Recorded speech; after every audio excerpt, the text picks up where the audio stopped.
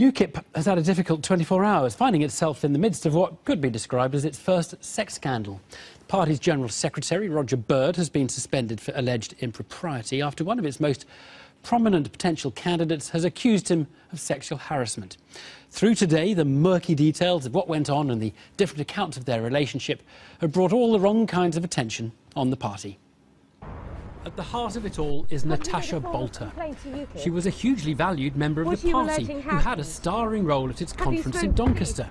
She was even introduced by Roger Bird himself. I'd like you all to put your hands together to welcome Natasha Bolter. Morning conference. Thank you, Chairman, for allowing me to speak today. A relatively young, ethnic minority, woman candidate who had defected from Labour, she single-handedly appeared to undermine the accusation that UKIP was a party of old angry white men who had crossed over from the Tory party. But it has all turned sour. She's told The Times that she had been propositioned by Roger Bird when he was vetting her as a potential parliamentary candidate. The paper reports her as saying that he continued to try to sleep with her after she'd made clear she wasn't interested. He has said in his defence they had a consensual relationship, and he released text messages to back up his account.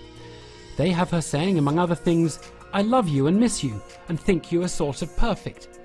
And "You are a really great mentor, Bird. And are you still cool with me leaving suitcase here and coming home with you?" Although the two accounts of the relationship sound very different, strictly speaking they're not factually incompatible. Nigel Farage has not commented, but the party is still investigating the matter to get to the bottom of it all. But Natasha Bolter herself has been thrust into the limelight today, which is never an easy place to be. As a trusted acquaintance of the journalist Tom Mangold, she agreed to give him an interview for Newsnight, and that was recorded this afternoon. Now, a key question, of course, is what she says about those text messages, but our interview was recorded before we had the actual wording of them. This evening, she had told Tom that they had exchanged several friendly and affectionate texts and emails. She said, "None of them changes my story." But let's hear what she had to say in her own words to Tom Mangold this afternoon. I want to know the nature, the circumstances of your relationship with Roger Bird. I met him. I didn't know at first he was the party secretary. He interviewed me for my PPC exams. What's that? So in UKIP we have in order to become a prospective parliamentary candidate we have to sit exams. And he interviewed me on policy. Yeah. So he said would I could continue the interview later at a club. I thought this was party protocol for interviews. So yes. You met him in a club? No, it's a private. Yeah, but we've now gone from the professional to something a little more personal, private. I thought it was what one does. Right. And what happened at that meeting? I think he thought he thought I was a bit nervous, and possibly I could be a good candidate. Yeah. And I think he wanted me not to be so nervous and to perform as well as I could in order for me to pass, in order for me to continue. And what happened? I felt a little bit uncomfortable because it's as though he found me attractive and he wanted to get to know me in a more intimate way as opposed to just being a good political representative for the party.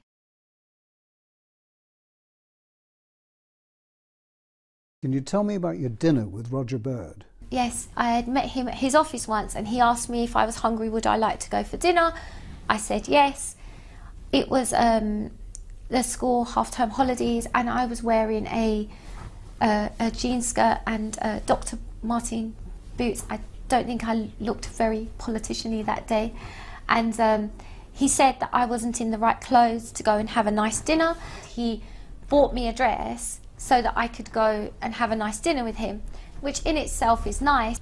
As well, it's a way to buy people things in order to so that you're in control and they're not, because you're grateful for them supporting you. But the thing that made me most sad about the whole incident was a small comment when he said, "Now you look like the sort of girl that can get into a taxi." And I think that epitomises UKIP and how they see women. He says, "I've got emails and texts which show that we had a relationship between September and November." And he says, and I think I'm quoting him here, Natasha and I were in a consensual relationship during those days, well after her admission to the approved candidates list. There are also, he implies, texts of an intimate nature. There are texts between us. Of an intimate nature? No. No. Often I send a kiss after a text, you know, like, see you later, kiss, kiss. I think that's a girl thing to do, but I don't think that's particularly intimate. Did he ever make a clear proposition to you that you and he go to bed? Yes, but when I said no, nothing happened. He's I think a gentleman. Yes. Yes, he was never, I never felt scared of him. I just felt pressured maybe that if I did the right thing, my career would go faster and further. If I would have slept with him, I would have probably have had an easier time than I have had in UKIP. But it was almost, I joined a party and then I was thrown to the wolves. In the matter of the relationship between you and Roger Bird, one of you is lying big time. Who is it? I think I know he is lying. Because no doubt, because I did not sleep with Roger Bird. End of.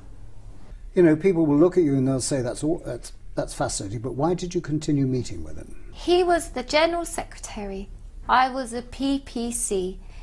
If the General Secretary of the political party you want to stand for calls you and says, Natasha, please come and meet me for a coffee, you go for a coffee. It's what one does with one's superiors. And what was disappointing was that he hit on you. That he wasn't taking me seriously as a candidate, he was looking at me as a sex object. Do you think UKIP have been unfair in suspending him for improprietorial behaviour? For impropriety? Well, what do you think? On the one hand, yes, because he shouldn't have favoritised me as a PPC. I shouldn't have felt pressure that if I did sleep with him, I would have got further. But on the other hand, when I said no, he understood it as a no. But if this issue would have been dealt with when I flagged it up with all the other issues and all the other problems I was experiencing in UKIP on the 5th of November, then I think he could have just got a little tap on the wrist and that would have been the end. That would have been the end, and we could have both continued. Let me try and sum that up. I just think for women, so often there are men in powerful positions, and I'm not in a powerful position. I'm just a PPC candidate for UKIP. He is a powerful General Secretary in UKIP. He can decide for me, for Natasha, whether I will succeed or whether I won't succeed. I said no because I want to win an election campaign, because I am good on my own merit, whether I sleep with him or anybody else. I do not want to sleep with somebody in order to benefit my career, because I am Catholic. Where will it end? And there is pressure on women, and that's why I'm standing up here today, and that's why I reported, and that's why I walked away from a target seat and flagged up all these issues and ruined my career and ruined my life, because there's so much pressure on women to maybe sleep with somebody that they don't want to in order to get into a job, because that's the way they feel, that's the pressure they're under, and it's at all levels of society. It's not just in Parliament, and that's what I'm standing against, because that's what I disagree with, and we need to do it for the future generation, for future girls out there. Did you ever complain about Roger Bird? Did you make a complaint? I did make a complaint. When I was bringing forward all these claims in a very polite and professional way, I was told to keep my head down and it will be sorted, and it wasn't sorted. And so then we need to look at it in the greater picture. So if they're not looking after a candidate, a PPC candidate that's going to stand in one of their target seats, who's bringing forward serious allegations of sexism and racism and misogyny, are they really going to look after our electorate? Natasha Bolter talking to Tom Mangold. interesting at the end there, UKIP won't welcome her comments about the party's reaction, but it does have to be said that on its account it acted very quickly on her accusations. They sent a timeline to us today. The party found out something was wrong on the 5th of November, launched an internal inquiry on the 6th, and hired external consultants to look at it all a week later.